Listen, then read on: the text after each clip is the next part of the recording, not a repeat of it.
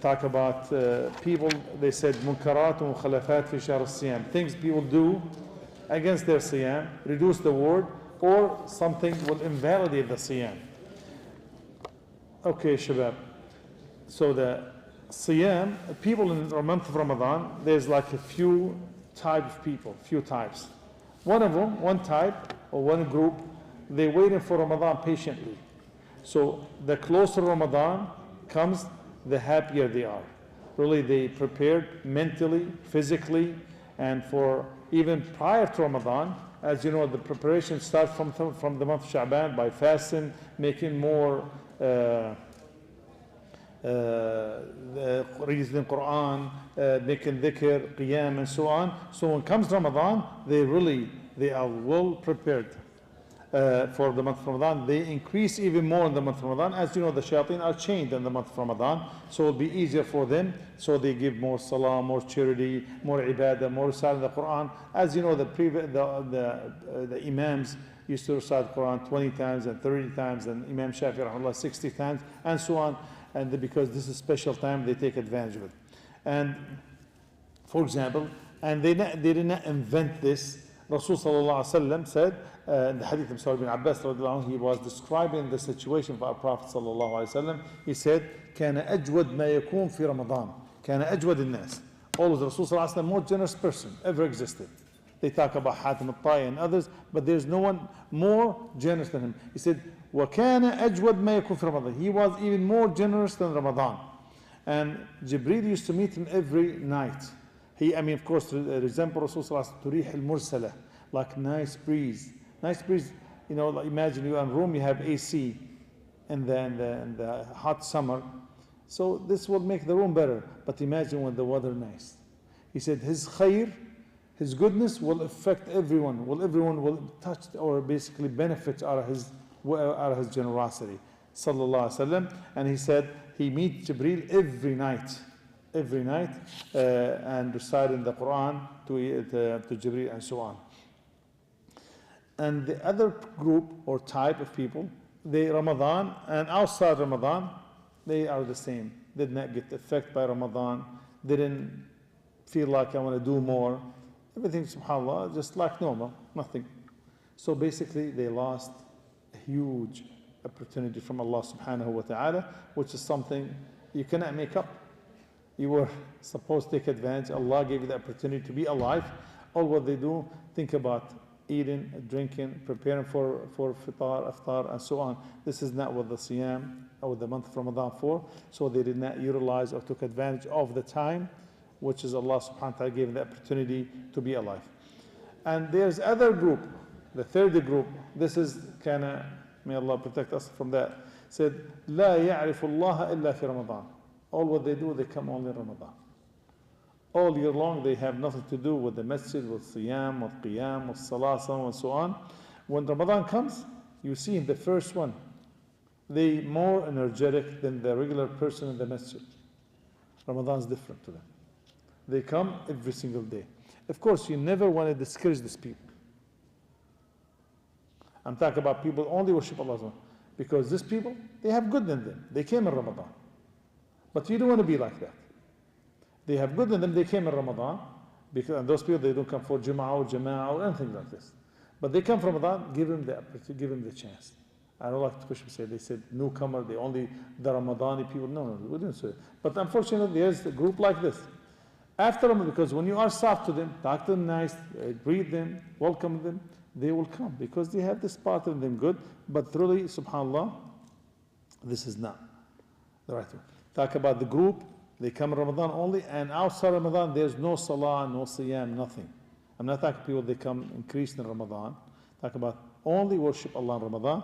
This is Imam Ahmad said, بئس القوم لا يعرفون الله إلا رمضان. Said the worst type of people, they know Allah only in Ramadan.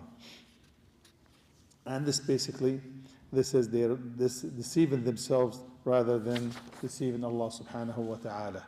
And again, those people always, when you see a person comes in Ramadan, remember, he have good in him or her, make sure encourage them. And since the shayateen are chained, don't be like negative, be positive, show them that you are, they are our brothers and your sisters and so on. Let them Because this Allah will forgive the previous sins, as Allah, وَإِنِّي غَفَّارٌ لِمَنْ تَابَ وَآمَنَ وَعَمِلَ صَالِحًا. Allah said, I will forgive them who repented to Allah subhanahu wa ta'ala and did righteous deed, and ثُمَّ اهْتَدَى, then he followed the right path, and so on. And even there's a beautiful ayah, as all the Quran beautiful, it said, إِلَّا مَنْ تَابَ وَآمَنَ وَعَمِلَ صَالِحًا فَأُولَٰئِكَ يُبَدِّلُ اللَّهُ سَيِّئَاتِهِمْ حَسَنَاتٍ وَكَانَ اللَّهُ غَفُورًا رَحِيمًا. Said, the one who makes sincere tawbah to Allah subhanahu wa ta'ala, after they've done whatever they have done, outside, whatever beside the tawbah, and they repent to Allah subhanahu wa ta'ala, tawbah, repentance, believe in Allah subhanahu wa ta'ala, did righteous deed, those Allah subhanahu wa ta'ala will replace their bad deeds with good deeds. Subhanallah. This is Allah subhanahu wa ta'ala. وَكَانَ اللَّهُ غَفُورًا رَحِيمًا. Allah always the most forgiving, the most merciful. When Allah subhanahu wa ta'ala knows the sincerity, the sidq, the truthfulness, subhanAllah, Allah will overlook their bad deeds. Allah subhanahu wa ta'ala never break His promises. But when someone insisted on the sin, after Allah gave you the chance and the opportunity, you are here, you're doing tawbah, you're doing the right thing, this is a great, big danger, you are in big danger, and so on. Why? Because you underestimated the limits of Allah subhanahu wa ta'ala, the obligations of Allah subhanahu wa ta'ala, what Allah have ordained upon us. This all, subhanAllah, this is the big thing.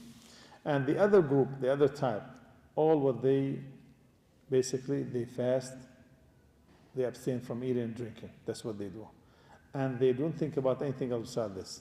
So they don't eat or drink, but they backbite, they listen to music, they instigate between people, they mock people. And this is his way of life or her way of life. And Ramadan, outside Ramadan, the same thing. They don't eat and drink, but everything else the same. SubhanAllah. This is a big thing. As you know, disobeying Allah subhanahu wa ta'ala is haram in Ramadan and outside Ramadan, but in the hurmah, the forbidden thing increases in Ramadan. As the hasanat multiplied, the bad deeds also multiplied according to some people of knowledge. So, and beside, this is your hasanat, your siyam. As you know, let's say for example, you should get 10 out of 10. This is way far from the 10 out of 10 or 100 out of 100. So it's not that. As Rasul sallallahu alaihi wasallam said, "Man lam yada' qawl az-zur wal 'amal bih, falaysa lillahi 'azza wa jalla haja fi an yada' ta'amahu wa sharabahu." So Rasul sallallahu alaihi wasallam said, if you don't leave the false statements, mean the lying, make up stories, and also work according to the lie. Basically, your life based on lying. Allah subhanahu wa ta'ala said, if you don't leave that, your way of life, the bad way of life, Allah doesn't need you to leave eating and drinking. Continue. Doesn't mean you eat and drink, meaning be careful not to invalidate your Siyaam or reduce the huge reward for the Siyaam, which is you are doing. Rasul sallallahu alaihi wasallam said, the hadith, ليس الصيام من الأكل والشرب إنما الصيام من اللغو والرفث. He said, Siyaam is not only abstaining from eating and drinking, but also to leave or to the idle speech and idle talk and so on. And laghu, which is any false speech, has no meaningless, no benefit out of it. And also there's sin. You're sinning, and basically you're wasting your time. And he said, Rafath, the bad language, bad words. You have to be careful. You do not use bad words. And Siyam and al-Siyam, this will invalidate or reduce or decrease the reward for the Siyam. Other group, they take off Ramadan. They sleep all day long, and the night they spend night having fun. Wallahi, I know a person, we used to wake him up for futur. He wake up all night, eat suhoor, I don't know what time, or fajr, I don't know, he prayed or not, he probably didn't, but he fasted. We woke him up for Maghrib. So this is something big, subhanAllah. You don't want to do this because you wasted the day instead of doing dhikr and doing good, and you sleep, and the night time, instead of making salah, you having fun in a haram way. So again, you don't want to waste the opportunity Allah subhanahu wa ta'ala gave you. There's other group, they don't know Allah in Ramadan or outside Ramadan. This is the worst type of people. The most evil part or type of people, they don't care Ramadan's here or not here. there's no salah, no siyam, and leave the salah intentionally, leave the siyam intentionally, even though they are healthy, they're wealthy, they have no reason not to fast, not to pray, subhanAllah, and he says, I'm Muslim, I'm from the people of Islam. That really has nothing to do with the Islam. So the thing here, we always, around the month of Ramadan, we tell them to rush to make tawbah to Allah subhanahu wa ta'ala, go back to Allah subhanahu wa ta'ala, do righteous deed, open in a notebook with Allah subhanahu wa ta'ala, because Allah subhanahu wa ta'ala the most merciful, and at the same time, He's severe in punishment. This is the types of people, a few type people in the month of Ramadan. Inshallah, we'll stop right here. The brothers, may Allah reward them. They want to voluntarily clean the carpet for us. May Allah subhanahu wa ta'ala increase their status in the dunya and the hereafter as one of the biggest reward when you maintain the masjid. There's nothing more honorable job than maintaining the masjid. SubhanAllah, I look at the brothers, the one who maintain the Masjid al-Haram and Masjid Nabawi in Mecca. Man, I've never seen happier workers in my life than those people. They enjoy cleaning the Haram. I think you cannot pay them enough to really that job. SubhanAllah. You've seen the happiest people ever. They take everything, they're quiet. They run in, especially when they wash with water, they having fun. Like you go into the fun place. So this is honorable job. And you know the hadith of Rasulullah, the lady used to clean the masjid. SubhanAllah, the story, almost single sheikh and alim and scholars, imam, have mentioned her story, but nobody know her name. Have you noticed? Notice this, nobody, but her job always mentioned. Rasulullah, when she died, he went and made special dua or special salah on her. And he get upset because they did not wake him up to perform the salat janazah on her. So, why this is the job, is an honorable job. Cleaning the house for Allah subhanahu wa ta'ala. Imagine this better than our homes, better than our jobs and so on, to maintain the place clean. هذا والله أعلم. سبحانك اللهم وبحمدك أشهد أن لا إله إلا أنت أستغفرك وأتوب إليك. Sorry.